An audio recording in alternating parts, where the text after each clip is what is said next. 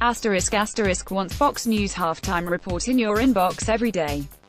Sign up here. **** on the roster: Elizabeth Warren, frontrunner; Biden bro traded on promises of help from former VP; Obama engages on redistricting fight; Dems pitch short-term funding bill. See what had happened was Elizabeth Warren, frontrunner. That sound you hear is the excited squeal of political reporters contemplating the possibility that what so many of them had predicted and hoped for in the Democratic presidential nominating process is finally coming true. A poll from Monmouth University on Monday may have been out of step with all of the other surveys out there, but it was very much in step with what reporters and pundits have been talking about for months. Elizabeth Warren and Bernie Sanders tied in first place, just ahead of Joe Biden. The problem with the Democratic contest so far, at least in the eyes of those who make their living covering politics, has been a cardinal sin in journalism: it's so boring.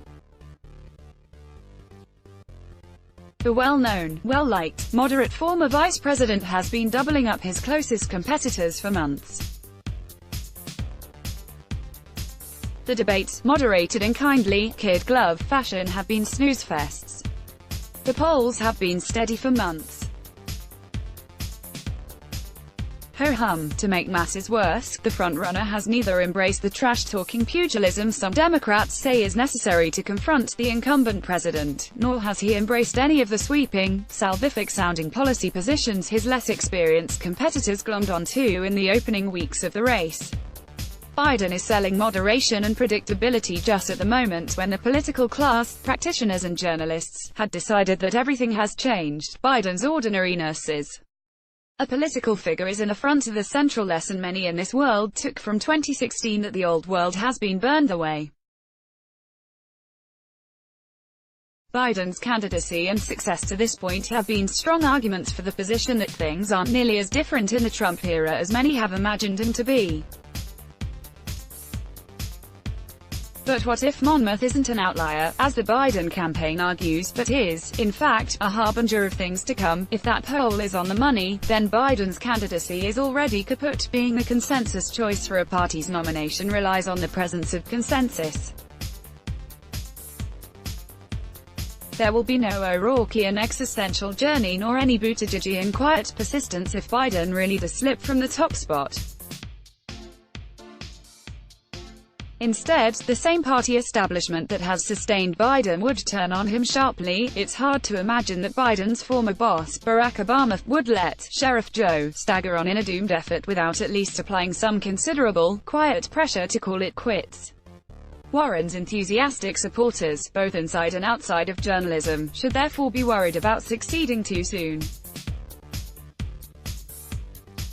No matter how many puff pieces about the ways in which the party establishment or Wall Street or whomever is warming up to Warren, smart Democrats know the hurdles she would face as a general election candidate.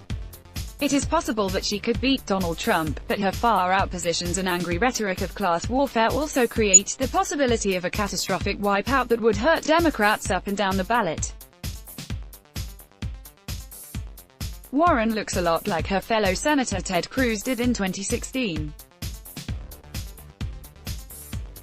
She's checking a lot of the right boxes for party activists, but is struggling to outrun the notion that nominating her not only would reduce chances for success on the presidential level but also carry with it more profound dangers for the party.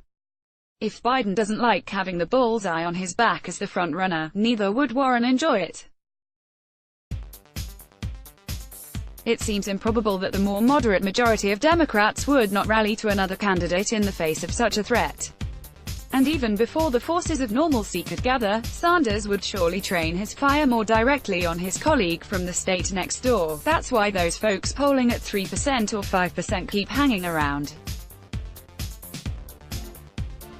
If Biden really does crack up, his votes aren't going to Warren or Sanders. There would instead be a reinvigoration of the race and a chance for another moderate to rise.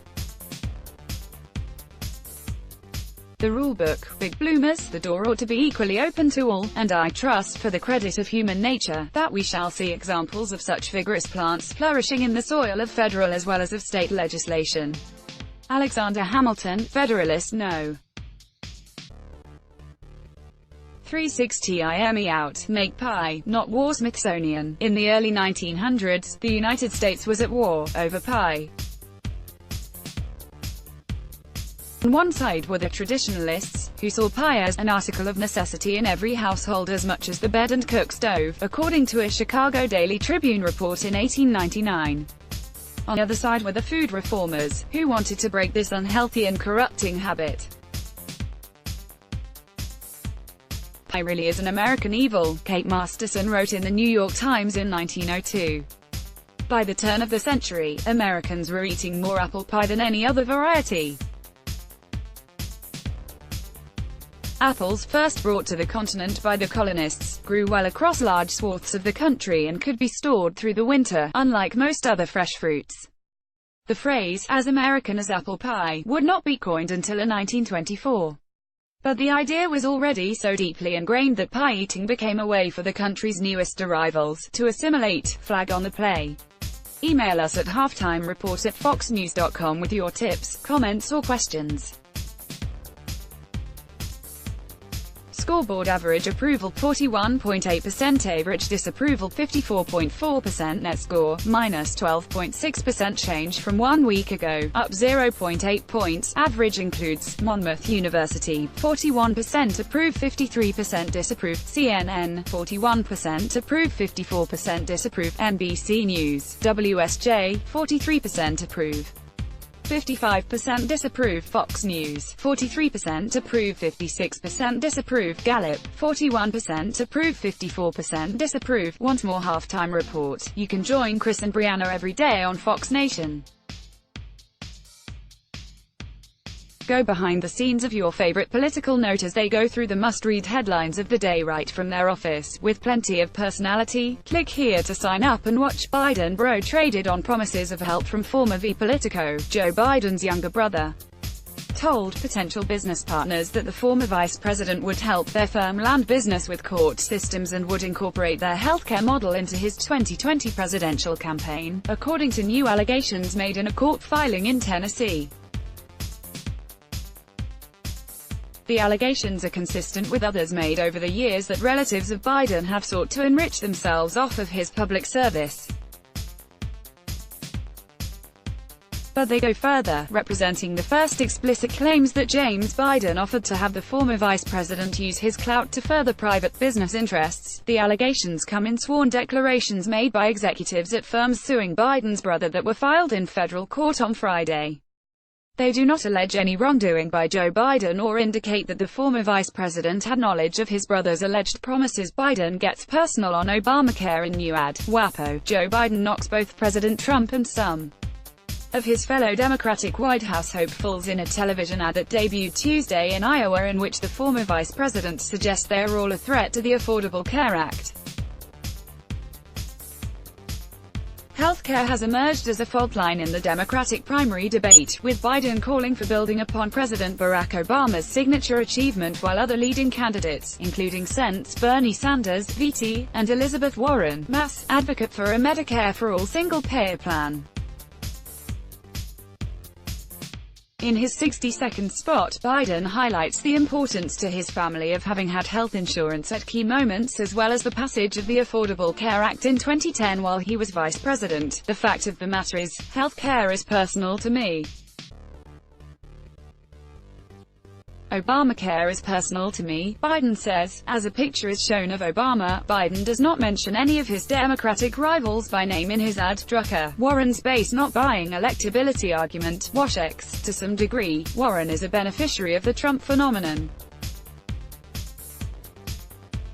The conventional media narrative about the populist Republican in 2016 was that his sharp tongue and hawkish position on immigration, among other issues, rendered him unelectable. He won, capturing 3 states a GOP nominee had not won in decades, plus battleground Florida. In Iowa and Ohio, 2 other swing states, Trump routed. That outcome is buoying Warren supporters amid naysayers and some polling data suggesting she might be a weak nominee. "No one knows who can win," said Sherry Smith, a Warren supporter in her early 50s who is on disability. "I don't think you know, I don't think I know, and I don't think anybody on Sunday morning really knows." Sore losers in debate. Darby Grouse at DNC, Fox News, with the deadline to qualify For next month's third round of Democratic presidential debates closing in, the Democratic National Committee is facing an angry chorus of criticism from the candidates not likely to make the cut. At issue is the DNC's criteria for the contenders to take part in the primetime showdown, including contributions from 130,000 individual donors and reaching at least 2% in 4 qualifying polls. The DNC's process is stifling debate at a time when we need it most, charged Senator Michael Bennet of Colorado, a lower-tier White House contender who is all but certain not to qualify for the third round.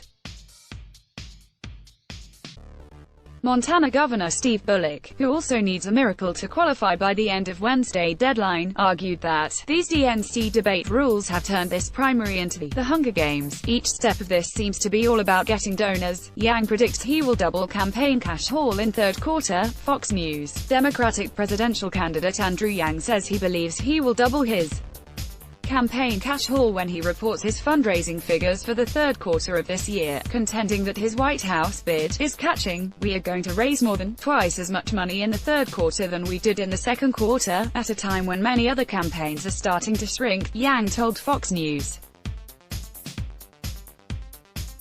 The tech entrepreneur from New York, once viewed by many observers as the longest of long-shot hopefuls seeking the Democratic nomination, was interviewed after unveiling his climate change plan during a campaign swing in New Hampshire. Yang brought in $2.8 million in the April to June second quarter of fundraising, a respectable figure for a lower-tier presidential contender but far short of frontrunners' much more substantial hauls. Obama engages on redistricting fight. Fox News. Former President Barack Obama is back in the political arena, announcing a new initiative to combat partisan gerrymandering, though Republicans say the efforts are really about helping Democrats.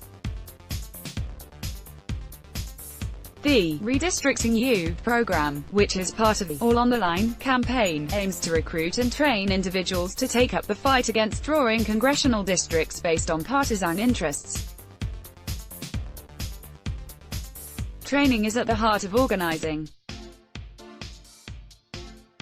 It's why I've always made it a priority, from my 2008 campaign until now, Obama tweeted Monday.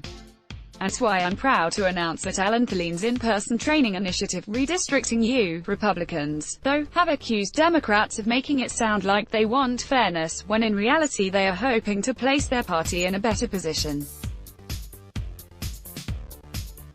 Redistricting You was created in February after Obama merged his Organizing for Action group with former Attorney General Eric Holder's National Redistricting Action Fund. Dems pitched short-term funding bill. CNBC. Democrats are considering the possibility of passing a short-term funding bill to keep the government running after Sept.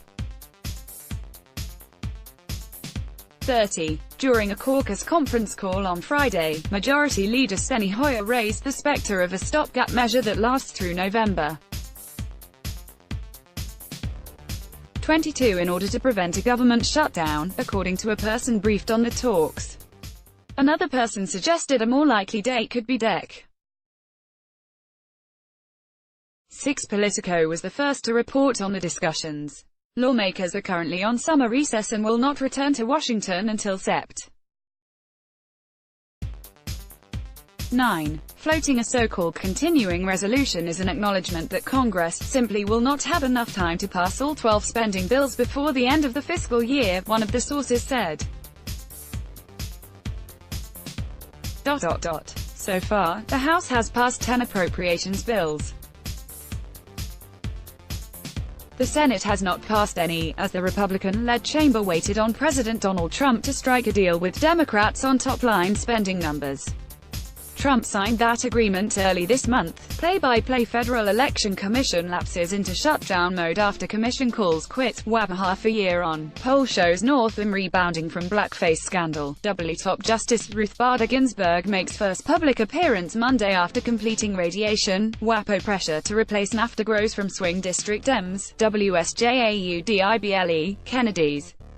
Don't wait. I hear the folks who say I should wait my turn, but with due respect, I'm not sure this is a moment for waiting. Representative Joe Kennedy III, D-Mass, talking about his possible Senate run against Senator Ed Markey, D-Mass, for the Boston Globe.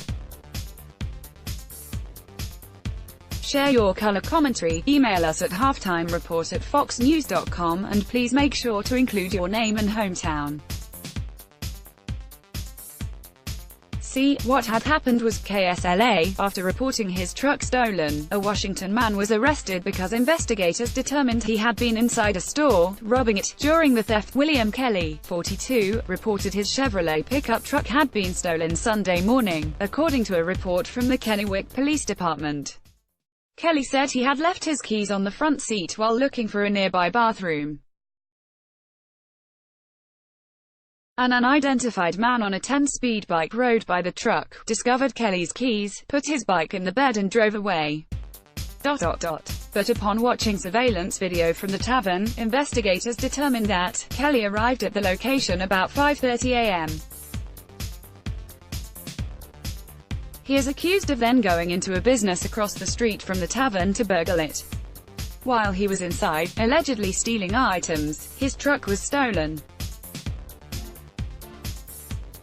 Police confirmed the car theft with surveillance video, and now, a word from Charles, in a normal election, the FBI and WikiLeaks factors might be disqualifying for a presidential candidate. Charles Krauthammer, 1950–2018, writing in the Washington Post on November 3, 2016. Chris Stirrawalt is the politics editor for Fox News. Brianna McClellan contributed to this report.